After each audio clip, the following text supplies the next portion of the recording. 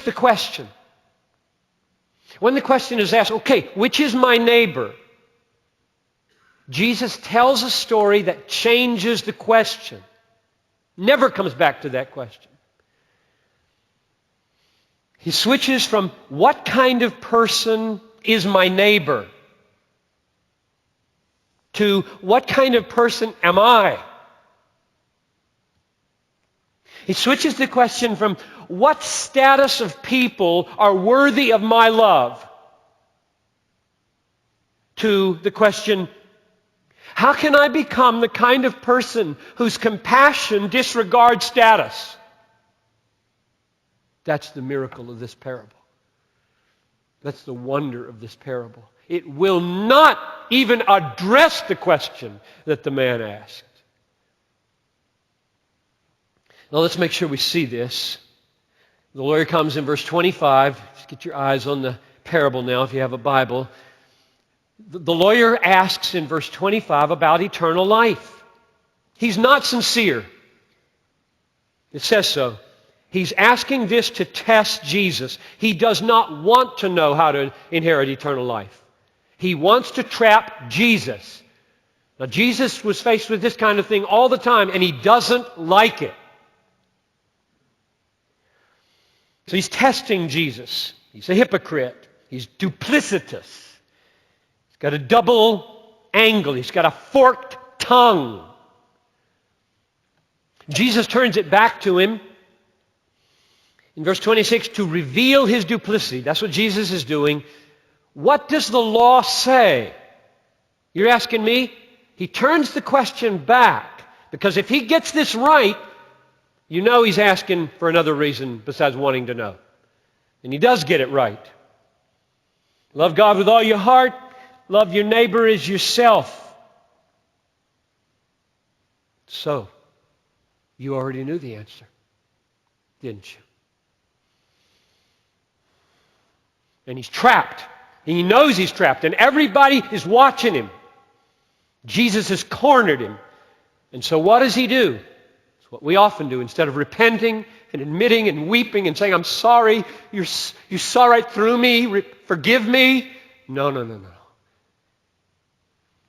He crafts a question which the text says explicitly is designed to justify himself. Make himself look okay. And how does it work? Well, you say, Jesus, you've got the answer. Just go do it.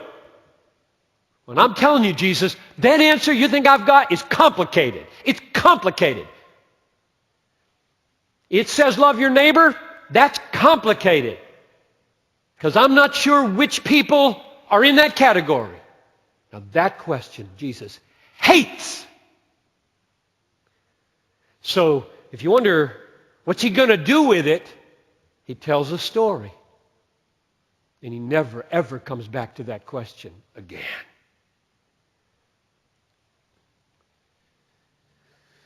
Which kind of people qualify for my love and which kind don't is not a question Jesus will answer. Every race qualify? Every age qualify? The unborn qualify?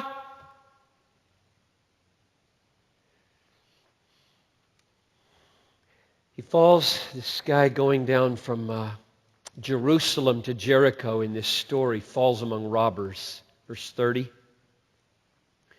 They stripped him and beat him and departed, leaving him half naked.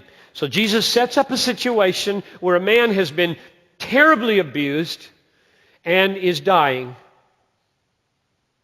And the first person who goes by is a priest, and he goes by on the other side. And the second person who goes by is a Levite, another kind of religious person, and he goes by on the other side. And then comes the Samaritan. Not even a Jew. And the key phrase is in verse 33, because it shows up again later. And it's the phrase, he had compassion. You see that phrase? If I had a pencil, I'd underline that phrase, because that's what I want to be. I think this parable is designed to make John Piper a more compassionate person. I take it very personally. I was on my face often this weekend saying, this is for me, Lord. It's not first for these people. It's not for people who've committed abortion. It's not for abortionists first. It's for me. I want to be more like this. I want my default emotion to be compassion. I hope you do too. So you see what's happening. He's totally shifted the question around. It's not the question, what kind of man there is dying? What qualification, what category is he in? Now Jesus has shifted over on, we got three kinds of people, priest type, Levi type, and Samaritan type. The issue is that.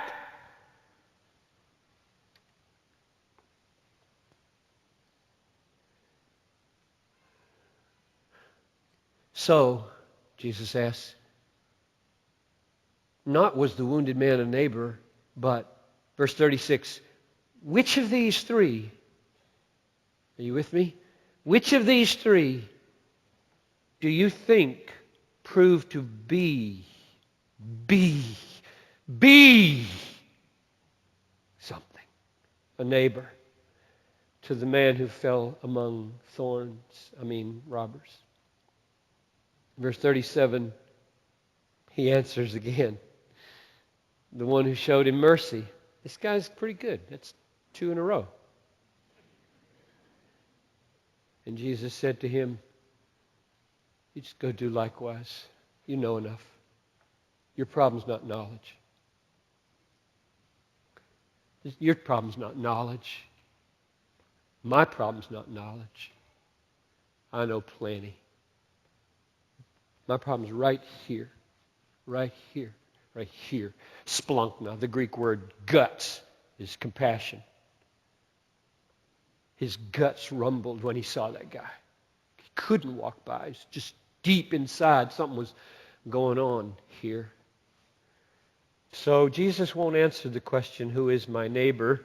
Instead, he turns it into, go become a new kind of person, Piper.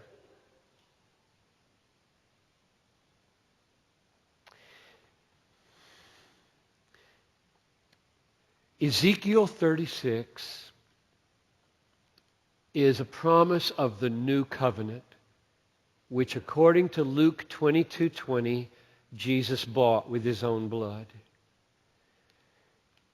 And Ezekiel 36:26 says, a new heart I will give you, and a new spirit I will put within you.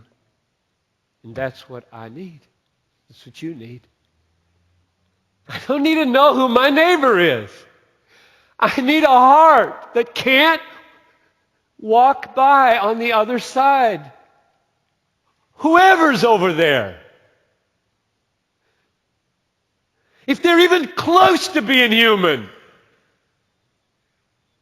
If there's any possibility we could be killing humans.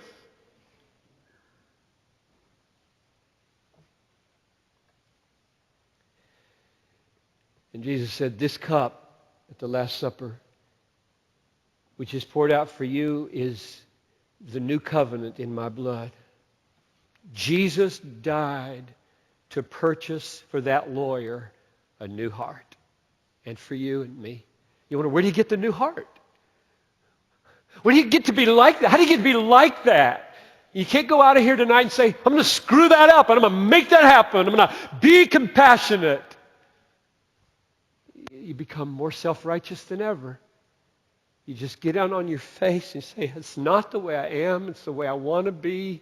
Christ, you died just to wipe out all my lack of compassion, all my laziness. I just flick the television channel. I get another Coke. I'm not passionate about anything. You get on your face and you say, God, if you died to make me zealous for good works, if you died to give me a new heart so that out of my heart would flow compassion, whatever the form is out there, would you please come and just begin to work a new work in my life?